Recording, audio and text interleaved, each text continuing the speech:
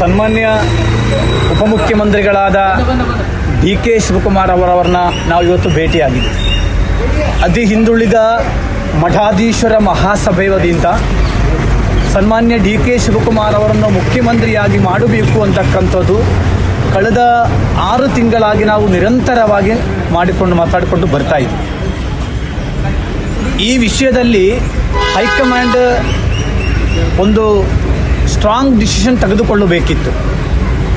ಕರ್ನಾಟಕ ರಾಜ್ಯದಲ್ಲಿ 136 ಸೀಟನ್ನು ತೆಗೆದುಕೊಂಡು ಅಧಿಕಾರಕ್ಕೆ ಬರಬೇಕಾದರೆ ಸನ್ಮಾನ್ಯ ಡಿ ಕೆ ಶಿವಕುಮಾರ್ ಅವರ ಪ್ರಯತ್ನ ಭಾಳ ದೊಡ್ಡ ಪ್ರಯತ್ನ ಇದೆ. KPCC ಅಧ್ಯಕ್ಷದ ಸ್ಥಾನವನ್ನೇ ತೆಗೆದುಕೊಳ್ಳುವ ಸಂದರ್ಭದಲ್ಲಿ ಆ ಸ್ಥಾನ ತೆಗೆದುಕೊಳ್ಳಕ್ಕೆ ಯಾರೂ ರೆಡಿ ಇದ್ದಿಲ್ಲ. ಆದರೆ ಶ್ರೀಮತಿ ಸೋನಿಯಾ ಗಾಂಧಿಯವರ ಮಾತಿನ ಮೇಲೆ, ಡೈರೆಕ್ಷನ್ ಮೇಲೆ ಅವರು KPCC ಅಧ್ಯಕ್ಷ ಸ್ಥಾನವನ್ನೇ ತೆಗೆದುಕೊಂಡರು. ಅದಾದ ಮೇಲೆ ರಾಜ್ಯ ತುಂಬ ಸುತ್ತಿದರು, ಹಣ ಖರ್ಚು ಮಾಡಿದರು, ಸಮಯ ಕೊಟ್ಟರು, ಇದೆಲ್ಲ ಮಾಡಿ ಪಕ್ಷವನ್ನೇ ಅಧಿಕಾರಕ್ಕೆ ತಂದರು. ಇವತ್ತು ಸನ್ಮಾನ್ಯ ಡಿ ಕೆ ಶಿವಕುಮಾರ್ ಅವರು ಯಾವುದಾದ್ರೂ ಒಂದು ತಾಲೂಕು ಕೇಂದ್ರಕ್ಕೋ ಡಿಸ್ಟಿಕ್ ಕೇಂದ್ರಕ್ಕೋ ಹೋದರೆ ಅಲ್ಲಿ ಬರುವವರು ಜಾತಿ ನೋಡಿಕೊಂಡು ಬರೋದಿಲ್ಲ. ಅಲ್ಲಿ ಕಾಂಗ್ರೆಸ್ಸಿನ ಪಕ್ಕ ಕಾರ್ಯಕರ್ತರು ಬರ್ತಾರೆ. ಯಾಕಂದರೆ ಕಾಂಗ್ರೆಸ್ಸಿನ ಪಕ್ಕ ಕಟ್ಟಾಳರಾಗಿ ಕೆಲಸ ಮಾಡ್ತಾರೆ. ಅವರು ಜಾತಿ ಅಂತಕ್ಕಂಥವ್ರು ಯಾವತ್ತೂ ಕೂಡ ನೋಡಿ ಬಂದವರಲ್ಲ.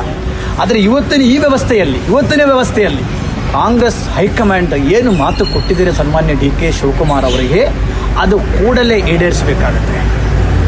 ಯುಗಾದಿ ಆಗಲಿ, ಅದಾದ ಮೇಲೆ ಮಕರ ಸಂಕ್ರಾಂತಿ ಆಗಲಿ, ಅದಾದ ಮೇಲೆ ಪಂಚರಾಜ್ಯಗಳ ಚುನಾವಣೆ ಆಗಲಿ, ಇದೆಲ್ಲ ಆಗೋಯ್ತಲ್ಲ. ಯಾಕೆ ಅಪಮಾನ ಮಾಡ್ತಾ ಇದ್ದೀರಿ?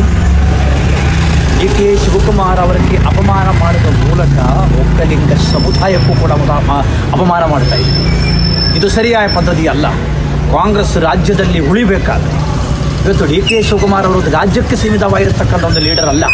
ಇಡೀ ದೇಶದ ವಿವಿಧ ರಾಜ್ಯಗಳಲ್ಲಿ, ಬೇರೆ ಬೇರೆ ರಾಜ್ಯಗಳಲ್ಲಿ ಪ್ರಚಾರವನ್ನು ಮಾಡಿ ಪಕ್ಷವನ್ನೇ ಗಟ್ಟಿ ಮಾಡಿರ್ತಕ್ಕಂಥ ಒಬ್ಬ ಧೀಮಂತ ನಾಯಕ. ಅವರು ಬ್ಯಾಕ್ವರ್ಡ್ ಕಮ್ಯುನಿಟಿ ನಾಯಕರೇ. ಇವತ್ತು ನಾನು ಒಬ್ಬರನ್ನ ಇಳಿಸಿ ಅವ್ರನ್ನ ಮಾಡಿ ಅಂಥದಕ್ಕಿಂತ ಅವ್ರಿಗೆ ಯೋಗ್ಯತೆ ಇದೆ, ಯೋಗ ಕೂಡ ಕೂಡಿ ಬಂದಿದೆ. ಅವರ ಬರ್ತ್ಡೇ ಬರ್ತಾ ಇದೆ 15ನೇ ತಾರೀಕು. ಹೈಕಮಾಂಡ್ ಈ ಸಲ ಅವರಿಗೆ ಬರ್ತ್ಡೇ ಗಿಫ್ಟ್ ಆಗಿ ಅವ್ರಿಗೆ ಮುಖ್ಯಮಂತ್ರಿ ಸ್ಥಾನವನ್ನು ನೀಡಬೇಕಾಗುತ್ತೆ ಅಂತಕ್ಕಂಥದ್ದು ರಾಜ್ಯದ 32 ಸಮುದಾಯಗಳ ಸ್ವಾಮೀಜಿಗಳ ಒಳಗೊಂಡಿರತಕ್ಕಂಥ ಅತಿ ಹಿಂದುಳಿದ ಮಠಾಧೀಶ್ವರ ಮಹಾಸಭಾ ಕಾಂಗ್ರೆಸ್ಸಿನ ಹೈಕಮಾಂಡ್ಗೆ ನಾವು ಮನವಿ ಮಾಡುತ್ತಾ ಇದ್ದೇನೆ. ಶ್ರೀಮತಿ ಸೋನಿಯಾ ಗಾಂಧಿಯವರಿಗೂ AICC ಜನರಲ್ ಸೆಕ್ರೆಟರಿಗೆ ನಾನು ಮನವಿ ಮಾಡುತ್ತಾ ಇದ್ದೀನಿ. ಕೂಡಲೇ ಒಂದು ವೇಳೆ ಇವತ್ತು ಸಾಧ್ಯವಾದರೆ ಇವತ್ತು, ಇಲ್ಲವಾದರೆ ನಾಳೆಯನ್ನೇ ಕಾಂಗ್ರೆಸ್ಸಿನ ಹಿರಿಯ ನಾಯಕರುಗಳನ್ನೇ ಭೇಟಿ ಮಾಡುವುದಕ್ಕೆ ನಾವೆಲ್ಲ ವ್ಯವಸ್ಥೆಯೂ ಕೂಡ ಮಾಡಿದ್ದೀವಿ.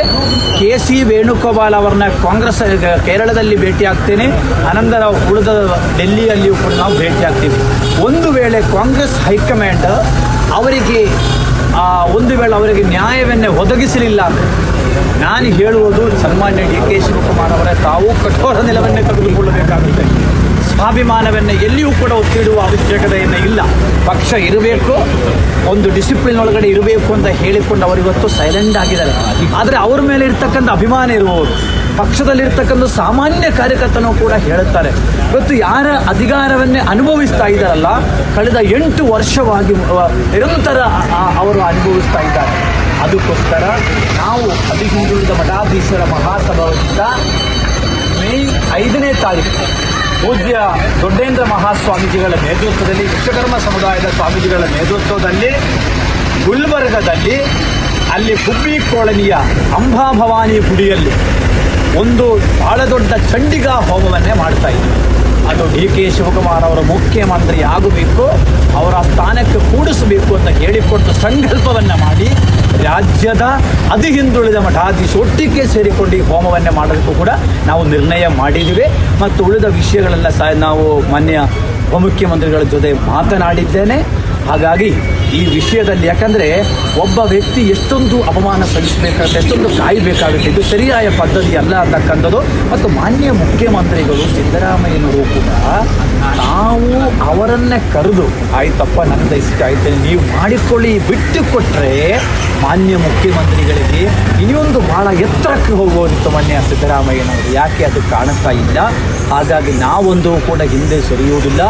ಅರಮನೆ ಮೈದಾನದಲ್ಲಿ ಬಹಳ ದೊಡ್ಡ